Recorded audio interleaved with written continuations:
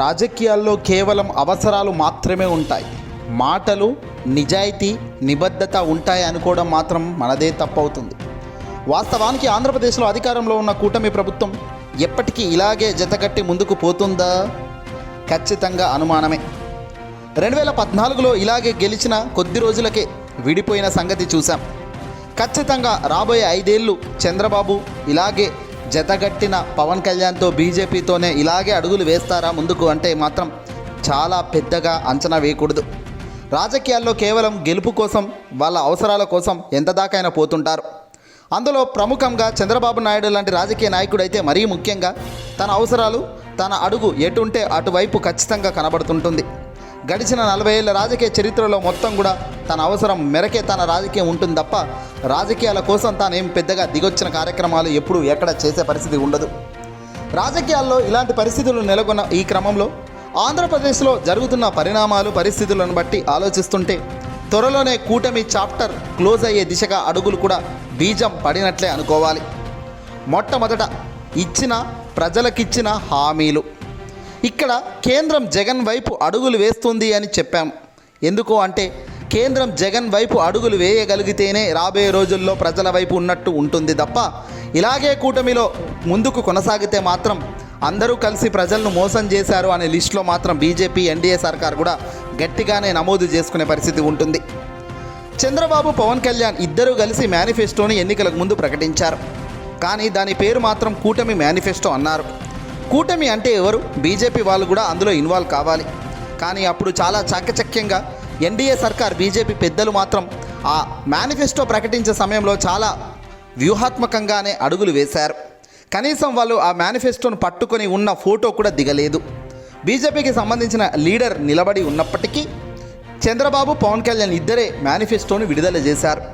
Super 6 హామీలు అమలు చేస్తామని కేవలం చంద్రబాబు, పవన్ కళ్యాణ్ నోటి నుంచి మాత్రమే రావడం విశేషం.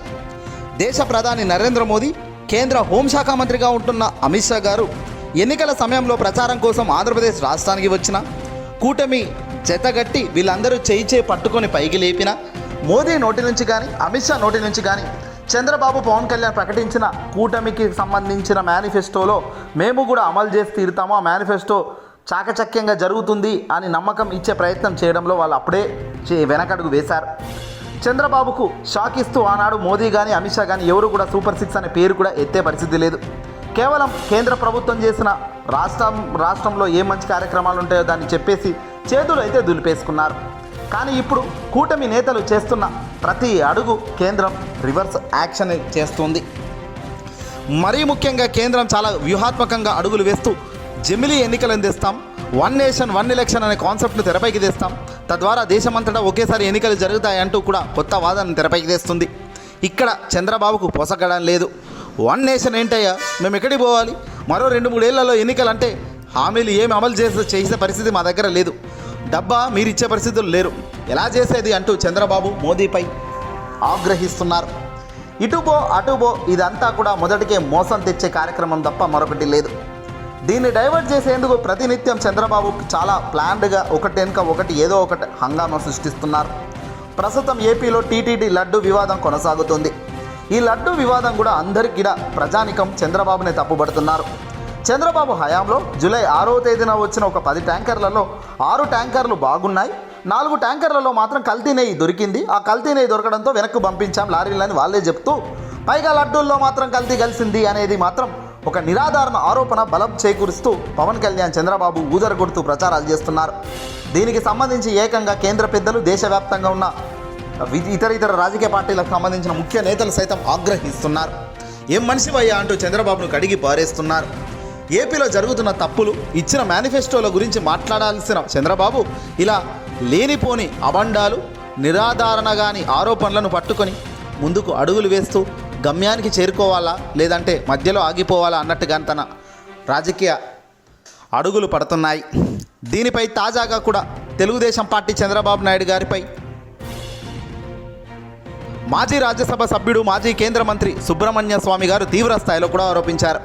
తిరుమల శ్రీవారి లడ్డూలో జంతువుల కొవ్వు కలిసిందంటూ ముఖ్యమంత్రి హోదాలో వ్యక్తి ప్రచారం చేయడాన్ని ఆయన చాలా తీవ్రంగా ఖండించారు. చంద్రబాబు స్వార్థ రాజకీయాలకు ఒక పేటెంట్ లాంటి వ్యక్తి. స్వార్థ రాజకీయాల కోసం శ్రీవారిని ఉపయోగించుకోవడం మహాపాపం అంటూ చంద్రబాబు హితవు పలికారు. తిరుమల లడ్డు వివాదంపై దర్యాప్తు జరపాలని కోరుతూ సుబ్రహ్మణ్యం స్వామి కూడా అడుగులు ముందుకేస్తూ సుప్రీంకోర్టులో పిటిషన్ దాఖలు చేశారు. సిట్తో కాకుండా సుప్రీంకోర్టులో విచారణ జరిపించాలని తాను సుప్రీంను ఆశ్రయించినట్లుగా సుబ్రహ్మణ్య స్వామి మీడియాకు చెప్పడం కూడా జరిగింది. ఇలా చంద్రబాబును ఎవడూ కూడా నమ్మడం లేదు.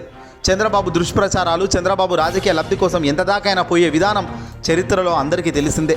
ఇప్పుడు కొత్తగా చెప్పాల్సిన అవసరం లేదు. కానీ ఏదైనా తాజాగా కేంద్రం చూపు కూటమి వైపు నుంచి జగన్ వైపు మల్లుతుంది అన్నది ఇదిగా ఇందుకే. చంద్రబాబు చెప్పింది ఏది చెయ్యలేక అడ్డంగా దొరికిపోతున్నాడు. ప్రజాక్షేత్రంలో గడిచిన ఈ 5 నెలల్లోనే ఏకంగా భారీ స్థాయిలో వ్యతిరేకత వచ్చింది. ఆ వ్యతిరేకతలో బీజేపీ ఉండాలని మాత్రం అనుకోవడం లేదు. బీజేపీకి రాబోయే కాలంలో ఎన్డీఏ సర్కార్కు చాలా తీవ్రమైన ఇబ్బందికర పరిస్థితులు రాబోతున్నాయన్నది వాళ్ళకు తెలియంది కాదు.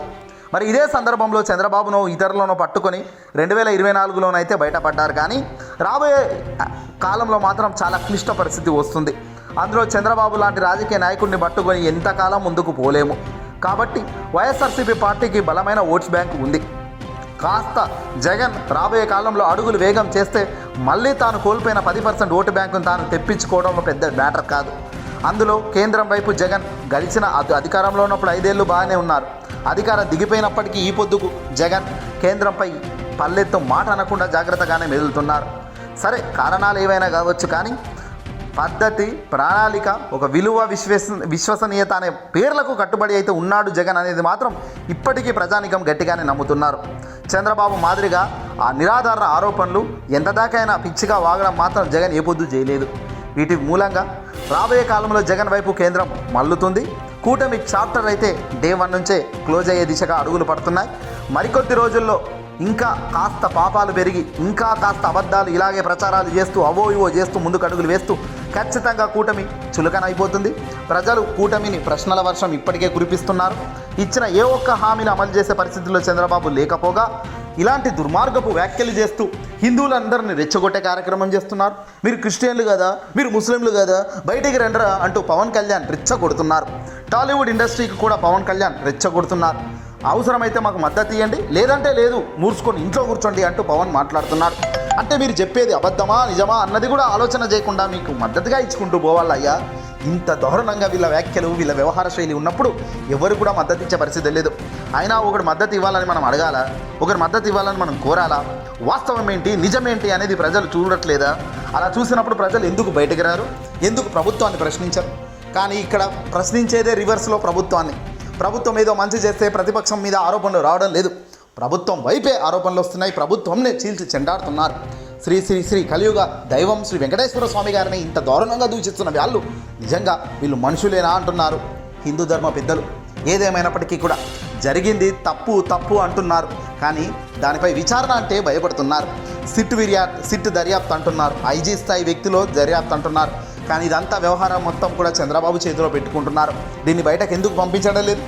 ఎందుకు రికార్డ్స్ను బయటకు తీసి గత హయాంలో జగన్ హయాంలో జరిగిన నెయ్యికి సంబంధించిన టెస్ట్ రిపోర్ట్ ఎందుకు బయట పెట్టడం లేదు అంటే మాత్రం మీరు ఇచ్చారా, మేము ఇవ్వాలా అంటూ చిన్నపిల్లల మాదిరి డ్రామా చేస్తున్నారు. ఈ డ్రామాలు అరికట్టాలన్నా, ఈ వ్యవస్థను మొత్తం ప్రక్షాళన చేయాలన్నా తిరిగి మళ్ళీ ఒక సనాతన ధర్మంపై భక్తి బాధ్యత ఉన్న వ్యక్తి అధికారంలో ఉంటే తప్ప ఇవన్నీ సాధ్యం కావు. ఈ వీడియోని అసలు ఎక్కువ షేర్ చేయండి.